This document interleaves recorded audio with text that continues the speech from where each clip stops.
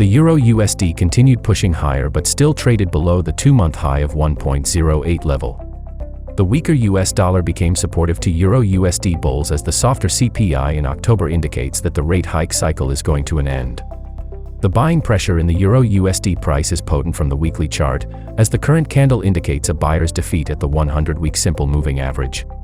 Moreover, the momentum indicator showed a bullish possibility as it reached the 100 level. Meanwhile, the 14-week RSI is steady above the 50 line, which is a confluence bullish signal.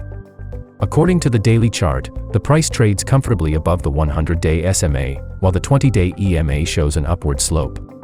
Moreover, the price trades at the 50% Fibonacci retracement level of the 1.12 to 1.04 swing.